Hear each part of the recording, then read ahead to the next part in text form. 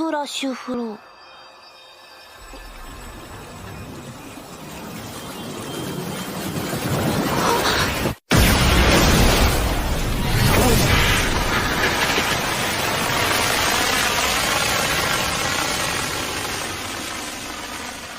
I'd gotten there, how long I'd been there, or where I'd come from.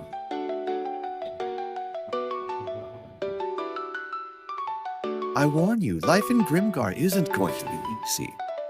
I do have one little piece of advice to offer. Whatever happens, don't quit. Remember, if you fight, you may die. But if you give up, you will definitely die. That I can guarantee.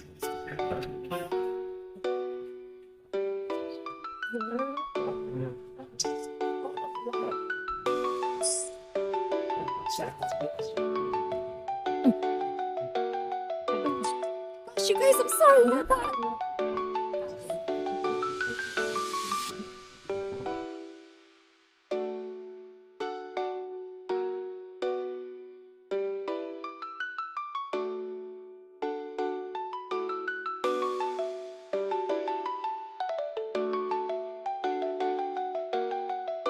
許さねえぞ、ちっぱいの分際で。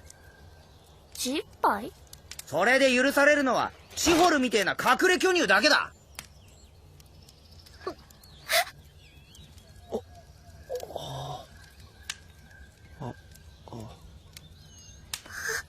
いや、ごめん。 Sa mundo ng Grimgar, isang grupo ng 6 na mga kabataan ang nagising sa isang misteryosong silid sa ilalim ng lupa na walang alaala sa kanilang nakaraang buhay. Natagpuan nila ang kanilang sarili sa isang medieval na kaharian ng mga pantasya na puno ng mahika, mga halimaw, at patuloy na panganib.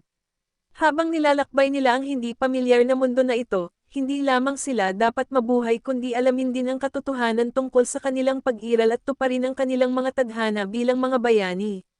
Ito ay isa sa mga pinakamalaking kagandahan ng isekai genre sa aking opinyon. Ang pakiramdam ng escapist fantasy at panonood ng isang normal na tao na itinutulak sa isang bagong sitwasyon sa ilalim ng hindi pangkaraniwang mga pangyayari. At sa tingin ko, isa sa mga dahilan kung bakit laging ganoon ang isekai anime sa akin ay dahil mas madalas, ang mga bida ay espesyal o nalulupig sa ilang paraan. Ito ay nagpapahintulot sa kanila na makatakas sa ilang mga aksyon sa kanilang mundo na ang isang normal na tao ay walang paraan upang mabuhay. Nagbibigay daan din ito sa kanila na makipag-ugnayan at tuklasin ang mundo sa paraang hindi magagamit ng sinumang ordinaryong tao. Kahit na ang isekai anime na higit sa darker at serious side ay may posibilidad na magkaroon ng ganitong aspeto sa kanila. Kunin ang Re:Zero bilang halimbawa. Bagamat ang ating pangunahing bida ay walang anumang up strength o magic powers, siya ay napaka-espesyal pa rin sa kanyang kakayahang mag-time loop. Sa Shield Hero, kahit na ang ating bida ay itinatakwil at nahaharap sa maraming paghihirap, isa pa rin siya sa 4 na bayani ng mundo. Gayunpaman, sa ganitong kahulugan, ang Grimgar ng fantasy at Ash ay gumagamit ng isang ganap na naiibang diskarte sa genre ng isekai. Kaya sinusundan ni Grimgar ang isang grupo ng mga tao na balang araw ay lilito sa isang mundo ng pantasya na walang alaala sa kanilang mga nakaraang buhay. Halos kaagad sa kanilang pagdating, napipilitin silang maging voluntaryong mga sundalo para sa bayan na kanilang kinaroroonan. Ang bawat isa ay bumubuo ng mga grupo at pagkatapos ay sinusundan namin ang aming pangunahing bida, na mga natira sa paunang assortment na iyon. Hindi ito nag-aaksaya ng oras at itinutulak ang mga karakter sa malupit na katotohanan ng mundong kinalalagyan nila. Kailangan nilang lumaban para kumita ng pera at mabuhay. Kung hindi, mamamatay sila ng ganon kasimple. Sa ibang isekai anime na napanood ko, most of the time ang mga bida natin ay nakikinig sa mga nangyayari sa kanila. May posibilidad silang madaling tanggapin ang kanilang mga kalagayan at masanay sa mga mekanika ng mga bagong mundo na kanilang kinalalagyan, na nagiging bihasa sa kanilang mga sitwasyon ng mas mabilis. Gayunpaman, sa Grimgar, ito ay ganap na kabaligtaran. Sa simula pa lang ng palabas, grabe talaga ang main group namin. Hindi sila marunong lumaban, masama ang gamit nila, mahina, awkward sa isa't isa, nakakakilabot ang teamwork nila, at iba pa. At sumusunod lang ito sa kanila habang sila ay nagpupumilit na mabuhay sa malupit na katotohanang kinalalagyan nila ngayon. At kadalasan, parang gumagawa lang sila ng kalokohan habang nagpapatuloy sila. Noong pinapanood ko ito, Namangha ako sa pakiramdam na grounded ang buong kwento sa kabila ng pagiging isang pantasyang isekai.